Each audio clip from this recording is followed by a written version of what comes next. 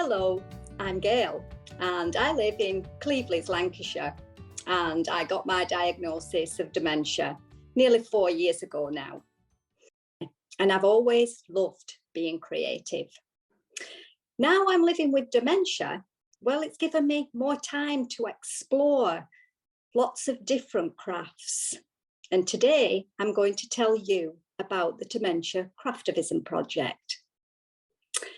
This all started during the first COVID lockdown, and some of us started meeting on Zoom to do arts and crafts together and to learn new skills. Funding from the National Lottery Charity Fund enabled us to offer kits, demonstrations and tutorials, making cards and doing watercolours, drawings, and this sent out a message. You can too. Here are some of my fellow crafters explaining just what it meant to them. And I used to say, I'm not doing that. I hate card crafting.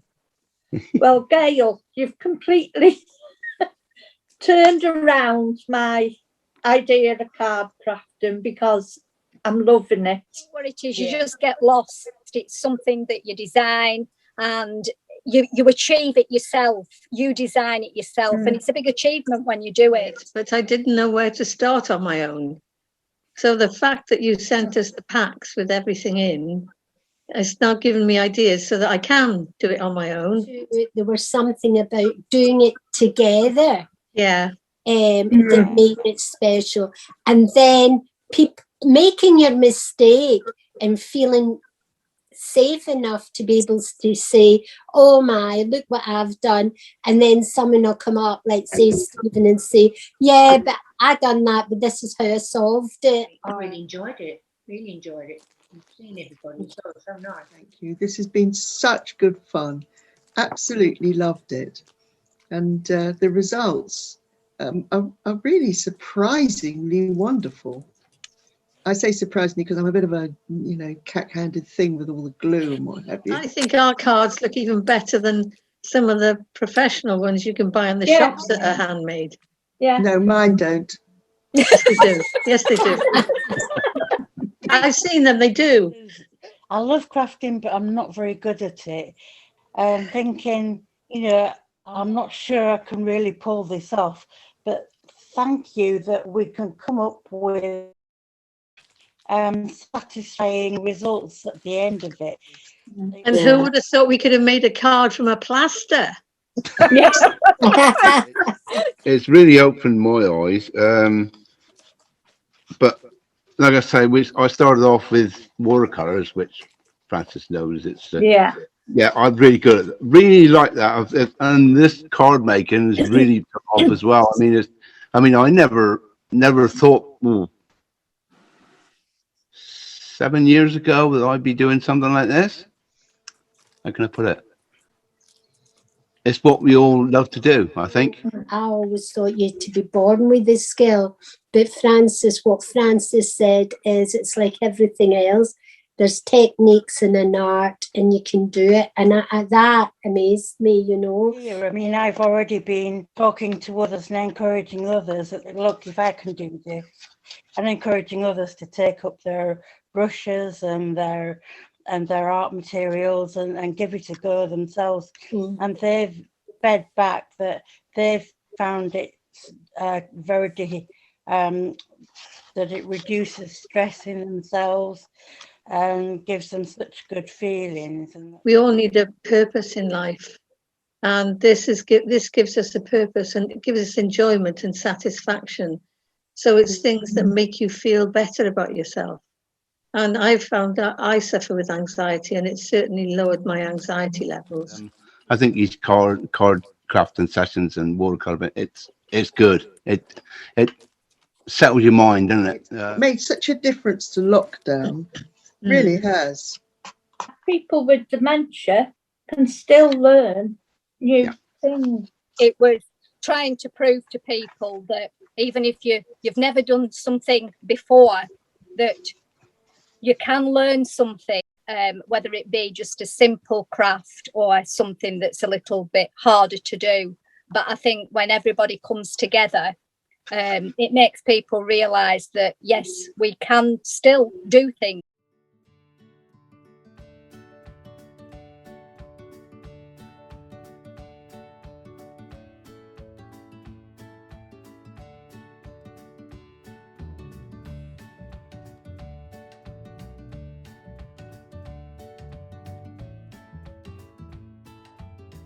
One of the other things that happened during lockdown is that people would start to send each other little handmade gifts to cheer one another up.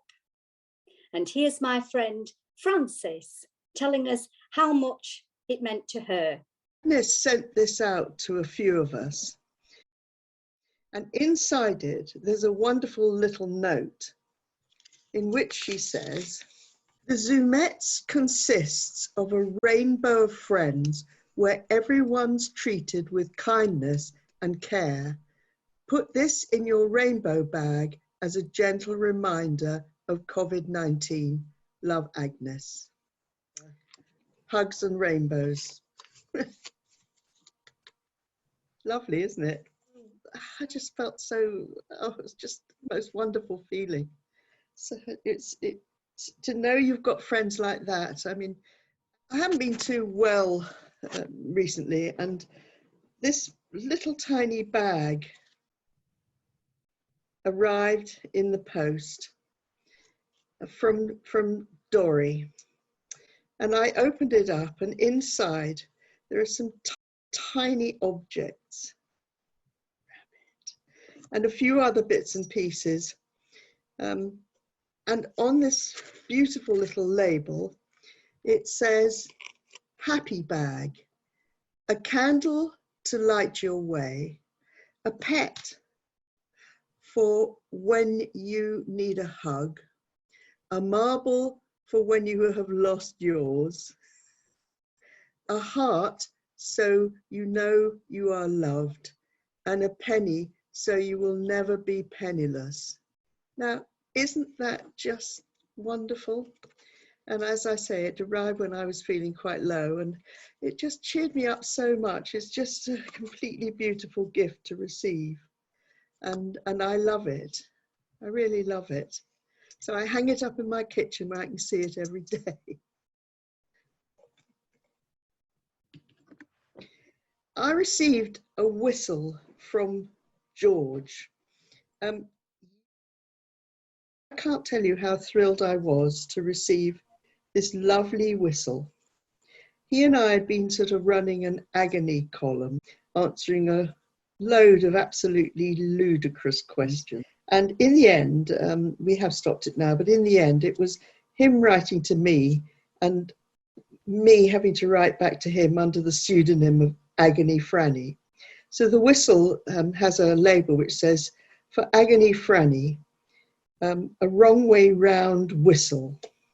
And it's from George. So here's my whistle. It's very beautifully carved with kisses, or whatever that is, on the back. I like to think it's kisses, but I really don't know. And then here on the front is, I think, a picture of me, though that's actually quite a lot thinner than I am. And on the top, it has my initial. And I'd like to blow it and make it whistle, but unfortunately, somehow it doesn't. However, that does not detract from the fact that it was such a wonderful gift to receive from somebody who's become a very good friend. And although I think I've only met him once for real, and we just didn't have much to do with each other, he's become a real friend over Zoom, and through this last long period, he's become a real friend to me. And I can't tell you what a thrill it was to receive this present. Along the way, we realised that we could use our creations to send out messages to the world. Remembrance Sunday was coming up, and several of us painted poppies on pebbles. We left them for members of the public to find. We put them on beaches and even in birdhouses. We also tied labels around them to show what we had made. In sharing the things that we had made with the wider world, we are demonstrating the talents, skills, and resilience of people with dementia. Our overarching message is we can. I also want to tell you a bit about self-portraits and the classes that we did, which was run by Willie Gilder. Here is Willie's own self-portrait. And here are some of the ones that the rest of the group produced. They may look a bit harrowing, but we found it very therapeutic to be able to tell the world how it sometimes feels to be inside our head.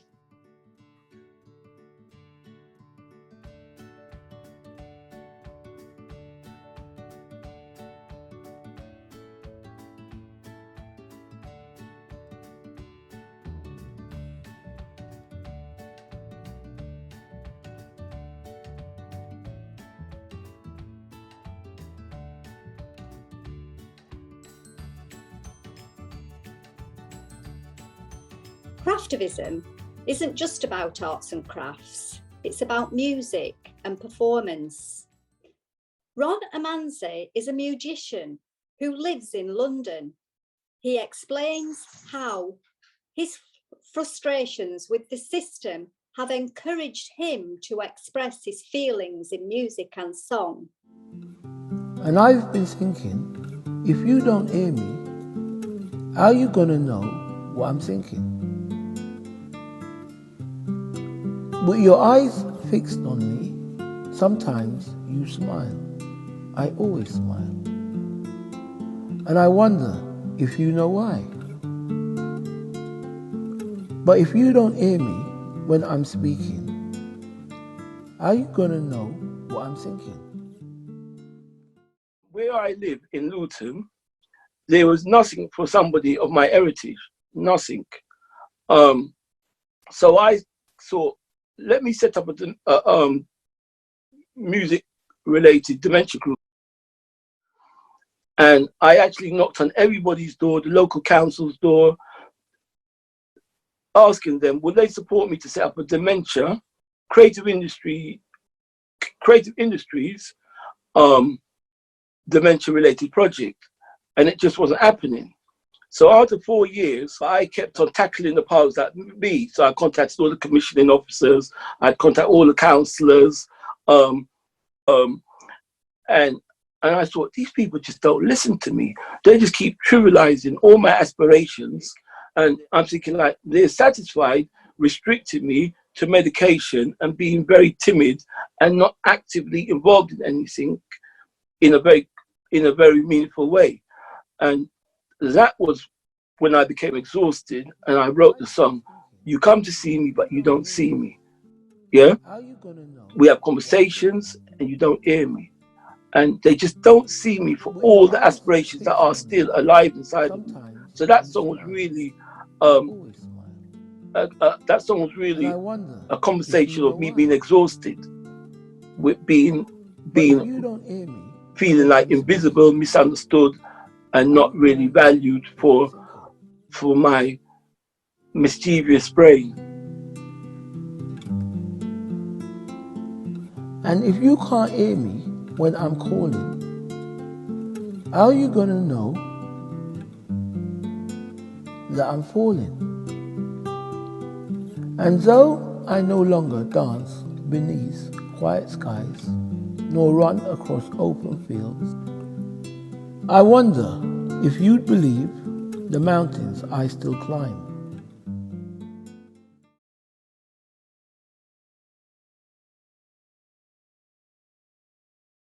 Let's finish with a few more positive images of things that people with dementia have made during the COVID pandemic.